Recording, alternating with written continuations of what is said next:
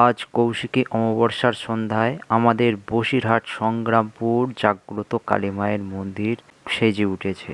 আর প্রত্যেক বছর এত সুন্দরভাবে ডেকোরেট করে সাজানো হয়, খুবই সুন্দরভাবে এবং দেখার মতো।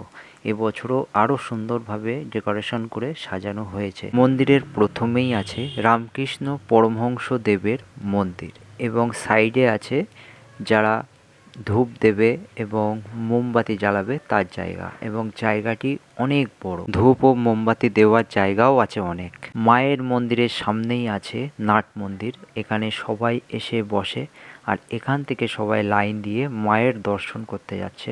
আর দেখো সামনে কত সুন্দরভাবে ডেকোরেশন করা। আর এই যে এটা হচ্ছে নাট মন্দির, দেখো তোমরা কত সুন্দরভাবে সাজানো হয়েছে। আর এখান থেকে সবাই লাইন দিয়ে মায়ের দর্শন করতে যাচ্ছে এবং পুজো দিতে যাচ্ছে। অবশেষে আমি চলে আসলাম মায়ের দর্শন করতে, কিন্তু ভালোভাবে আমি দর্শনটা করতে পারলাম না, তার কারণ ভীষণ ভিড় ছিল এবং পিছন থেকে বেশিক্ষণ দাঁড়াতে দিচ্ছিল না। তারপরে আমি মায়ের মন্দিরের পাশ থেকে মায়ের একটু ভিডিও করলাম, তারপরে চলে আসলাম মায়ের মন্দিরের বাইরে এবং মন্দিরের পাশেই দেখা হয়ে গেল গণেশ ঠাকুরের সাথে। আর গণেশ ঠাকুরের সাথে আছে আমাদের সোনাই, দেখো কত আনন্দ করছে। এবার যাব মহাদেবের মন্দিরে, আর মন্দিরের ঠিক পাশেই আছে নন্দী। আমি আস্তে আস্তে মহাদেবের মন্দিরে দিকে এগিয়ে যাব, যেহেতু এখানে অনেকটা ভিড় আছে সেই জন্য আমি তাড়াতাড়ি যেতে পারবো না। অবশেষে মহাদেবের দর্শন করেই ফেললাম অনেকটা ভিড় কাটিয়ে। আমি সামনে যাওয়ার চেষ্টা করেছিলাম কিন্তু পারিনি, কারণ সামনে অনেকেই বসে আছে।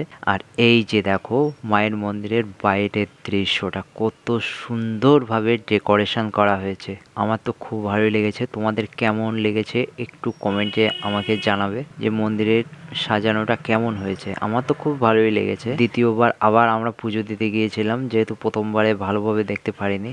এই যে তোমাদের দিদিভাই আর আমার বৌদি আছে সাথে সোনাই। মাকে দর্শন করার জন্য পৌঁছে গেলাম আবার মন্দিরের ভিতরে। এবার মাকে দর্শন করলাম অনেকটা সময় নিয়ে, খুবই ভালো লাগলো। সবাই বলো জয় মা তারা, জয় মা তারা, জয় মা তারা।